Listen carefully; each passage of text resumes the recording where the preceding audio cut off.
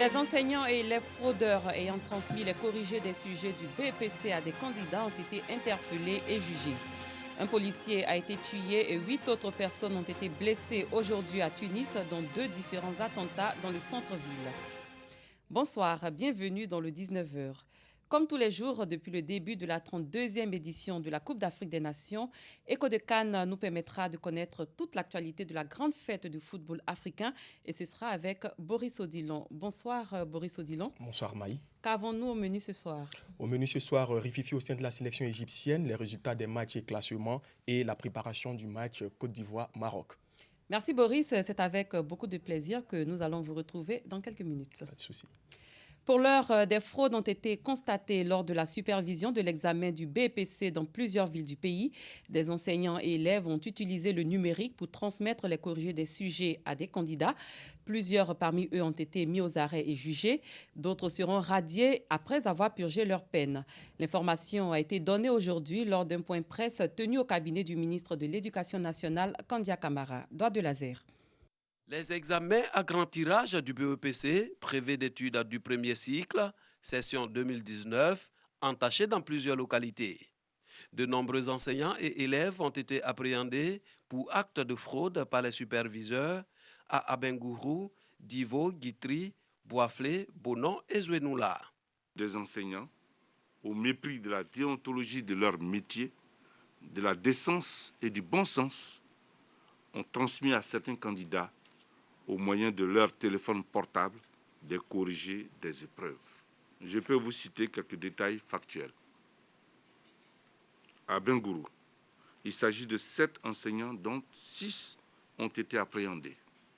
4 ont été jugés et condamnés le mercredi 26 juin 2019, c'est-à-dire hier, à une peine d'emprisonnement ferme de 12 mois avec une amende de 300 000 francs CFA à payer solidairement. 2 ont été relaxés pour délits non constitués.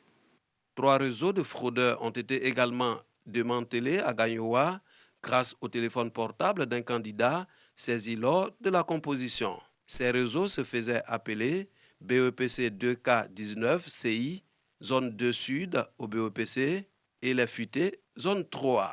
Ce candidat arrêté puis relaxé par la police fait l'objet d'une plainte régulièrement déposée auprès de monsieur le procureur de la République près le tribunal de première instance de Gagnoa par la direction des affaires juridiques du ministère de l'Éducation nationale, de l'enseignement technique et de la formation professionnelle. Le procureur a inscrit le traitement de cette plainte au cœur de ses priorités. Nous tenons à faire savoir que le ministère reste déterminé à lutter contre la fraude.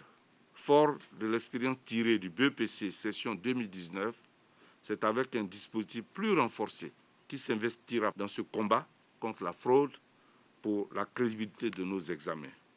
Pour les futurs concours et examens à grand tirage, le ministère de l'Éducation nationale, de l'enseignement technique et de la formation professionnelle entend réprimer vigoureusement les élèves et enseignants fraudeurs.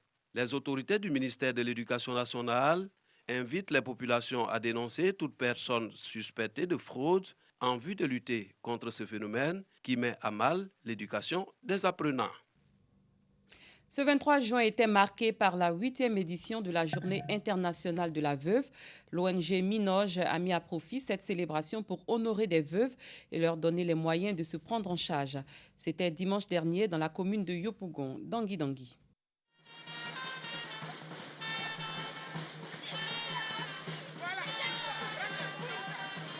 Procession de veuves et d'orphelins dans la commune de Yopougon lors de la 8e édition de la Journée internationale de la veuve. Chacune d'entre elles a vu sa vie basculer avec le décès de son conjoint. Chaque veuve a son histoire.